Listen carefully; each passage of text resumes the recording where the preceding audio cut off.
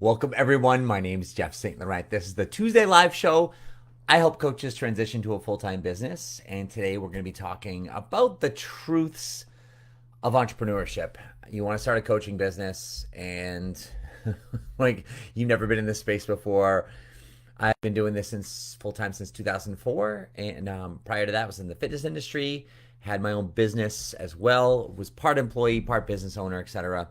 And even back to the days of college, I was a landscaper and I kind of had my own business, not real official business, but kind of worked for myself. So I've been doing this for a very long time. But with that being said, entrepreneurship is a completely different animal. I want to talk about some of those truths today to give you a good feel for what your path can look like and help you educate you a little bit as well. I do record all of these live shows. I put them in my university at sellingcoaching.com.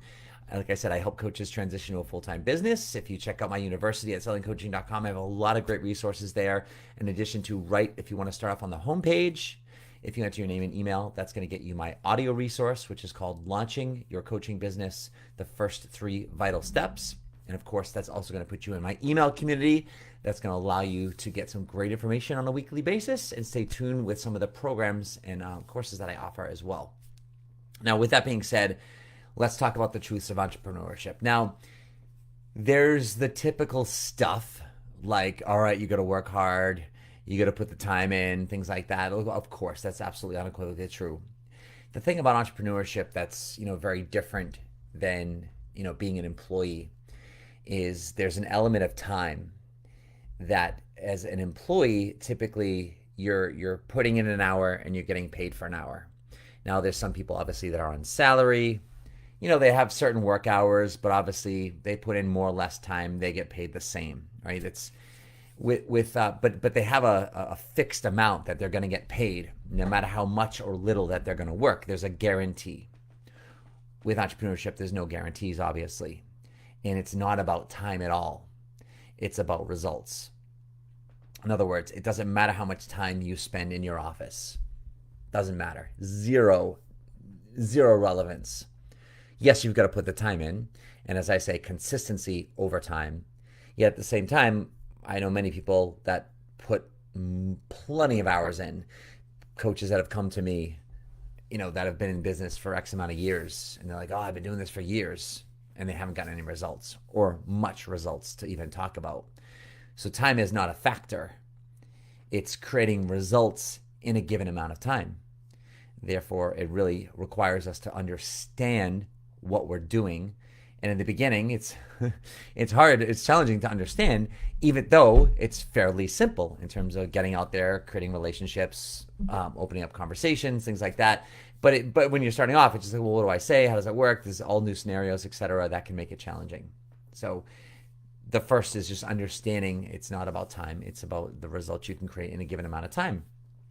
The other piece is that most likely, and even if you've been in entrepreneurship before, but most likely you have no experience or don't have much experience in the skill sets required to be successful in this business. And I say this business as a coach.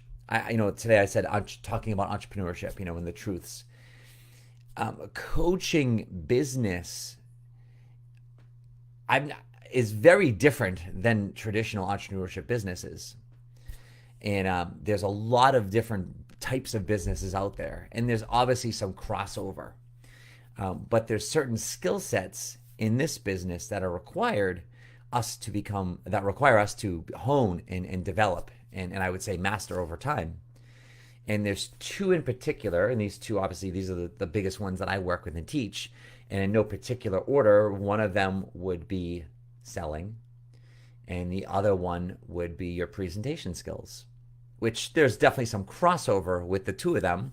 But at the end of the day, your ability to present your message, to speak and articulate your message clearly, concisely, confidently. And then how do you express your message in the written form as well, in the spoken form? It's vitally important. How do you present yourself? And then the other skill set of selling. How do I now take this product we have? But it's not a tangible product. We're not selling a water bottle or a watch or a car or anything tangible. that people have a preconceived idea of the value of it for them. A television. All right, well, right? There's how big do you want the TV? What kind do you want? It's what's an average TV going to cost? Most people don't even have to like look it up online to know that, yeah, all right, it's smaller, lesser brand name TVs could cost you, $300-400, all the way up to maybe a couple grand. And again, obviously you can go a lot higher than that, but an average about $1,000 is going to get you a TV, plus or minus. It's not hard to look into it and compare it and understand the value very quickly from a consumer's perspective. Also, if you're selling it, it's not too challenging to communicate the TV's value and the cost and what it is. When it comes to selling coaching, obviously the name of my company, and understanding the selling skill set, it's definitely very different because you're selling a service that people really have no idea what it is. They've never experienced it before. Maybe they've heard about it. Maybe they haven't. They've heard of coaching. What is coaching? Like sports coaching? Like they don't know. But even if they've heard it, they've seen it, they've seen, stuff on TVs, series or movies like, oh, I got a life coach or whatever. Sometimes they make fun of it, right? But no one really knows what it is. People think we're like the experts on life and we tell everybody what to do. That's not what we do. Yet at the same time, the whole point is we're trying to sell something that's very valuable. We understand it. But how do we convey that value? How do we find people in a position that would value what we're offering, right? Therein lies the big challenge. And with that being said, that's the whole crux of this entrepreneurship business, to understand that takes time. And when we say that takes time, it takes years. It's going to take a handful plus years for you to really get this business going. Now, in different courses and stuff, I say, 18 to 24 months, 1.5 to 2 years to really, get this business started. And that doesn't mean you can't earn money before then. The reality is I've got clients that I've worked with, and some come right out of the gates and they start earning money right out of the gates. In our first session, they leave there, they do a couple things. Next thing you know, like, guess what? I got a client. So it doesn't mean you can't get paid, and it doesn't mean you can't get paid well before your first 18, 24 months, before your first handful of years. What I'm saying here is that it takes time to develop relationships, for you to get into the community, the online and or local community, or both, and to really develop relationships for people to start to understand not just what you do, but it's more of who you are, what do you represent, how can you help people to know you, your story, what you value. And those relationships take time. And the time part of it is, it's not that as you get exposure to people that they're not interested. It just means that they might understand it, or if they do understand it and they are interested, and this could be in coaching, it could be in some of your topics that you're doing some seminars or presentations on. It's all about the timing. In other words, when it's right for them. They may have interests, but if the timing isn't right this minute for them to do something about it, they're taking a flyer, they're getting on your email list, they're like, oh, we'll talk, we'll follow up, etc. And therein lies the game of good business strategies, of communicating with your audience on a regular basis via email, via social media, however else you choose to communicate with it. Being top of mind, nurturing those relationships, following up with people, keeping good records, lists, etc. So I know who I've spoken with, what I've done, when I've done it, when to follow up. Those are important pieces. It takes for a discipline of an organization that you must have. And in the beginning, there's a lot of that. Some skill sets you might have, they might translate. Some skills, I have none there. When I came into this business in 2004, I had presentation skills. From the fitness industry, I worked one-on-one with clients. I worked in groups of clients. I taught group fitness classes. I was a trainer for some group fitness programs, etc., where I hosted 3-day trainings where I would teach and I would present. And so luckily, fortunately, through the development that I was with a company, presenting on stage, film, things like that, live trainings, I worked on my presentation skills so I could be in front of a crowd, be personal and charismatic and energetic and convey a message. I was very fortunate that this business, that was a big aspect of it. Now I had to translate that to this unique message that was different from my message in the fitness industry, etc. But a lot of those skill sets translated. Also, fortunately, uh, in order to be a personal trainer, which I was, I had to sell. I had to sell myself. I had to sell my service. It was personal training is a much more tangible service. How much does a personal trainer cost, right? Depending on your area, in your New York City or some rural town in anywhere in the U.S. or California versus Maine or Massachusetts, right? There's costs are going to be different, but what's an average per session cost? I don't know. Take a guess. $100 a session. $70 a session, could be 100, it could be more, could be less, but it's not like you're that far off in that respect. And you kind of get an idea of what you're going to get when you hire a personal trainer. Same thing with a massage, right? These are services, but they're services that people like. How much does a massage cost? I don't know, $100. Are there some that are way more than that, or some that are cheaper than that? Absolutely. But on average, what's it going to cost you? $100, $70, $120, depending on the type of massage, right? It's not too hard to understand. What am I going to go there for? All right, well, there's different specialties, but it's pretty straightforward. Obviously what we're doing is very different. So it's starting to understand that thing. But as I was saying, with the selling skill sets is I had to learn how to sell personal training. And what I didn't understand back then, which I obviously understand now that I'm teaching the selling aspect of that, is I started to understand how to sell. But I wasn't consciously doing it. I just developed a system and I was selling and it was working.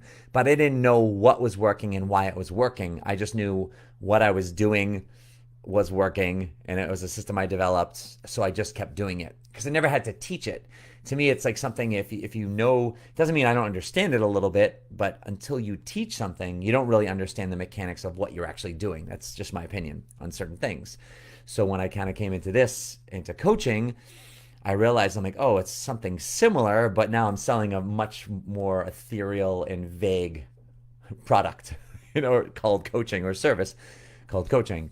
And so that lied the challenge. But what I found very quickly was that my presentation skills did the selling. As I got in front of people, I shared my message, I shared my passion, and that sold people. So that's where those two marry each other very, very nicely. It's just a matter of now getting ourselves out in front of those people. And you've just got to give yourself, I think the truth that I'm going to really talk about here today is you just got to give yourself proper expectations. In other words, I like to say educate your expectations. Start to really understand that you're in this for the long haul. This isn't something like, if you're really doing this as a business, you don't start a business, and you're going to be in it for a couple of years or even a handful of years.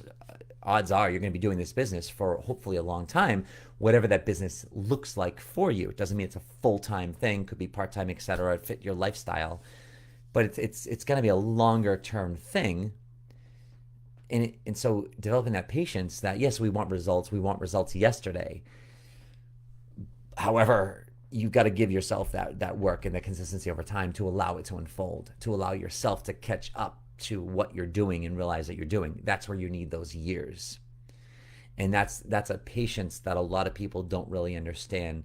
We tend to overlook the small little progress that's happening. There's oftentimes, there's parallels to planting crops or weeding a garden, etc. And there's not a lot that you see, especially initially. And then after a while, you start to see some results, but there's a certain discipline and work that you've got to put into it. And so I think where you've got to come into this is understanding the skill sets that I talked about today. Obviously, a lot of the stuff that I teach on my website, sellingcoaching.com, and my university, obviously the stuff that I do with my one-on-one mentoring, my 5-month group program that I offer as well for coaches, it's starting that process and diving into the details so you start to understand your role in the specifics of the activities that we must be doing, and then how we're starting to develop those skill sets in those activities. Hopefully this has been helpful for you to at least get a better understanding of what's necessary, the mindset, the expectation, and kind of the long haul place of this. Obviously, if you're in a position where you require some help, you're looking for some help, and you feel the timing's right, I would visit my website, sellingcoaching.com, and fill out the form at the bottom of the Work With Me page. I'll follow up with you directly. We can create a relaxed conversation and decide where to go from there. But until then, create a great day and get out there and start that work. All right, everyone.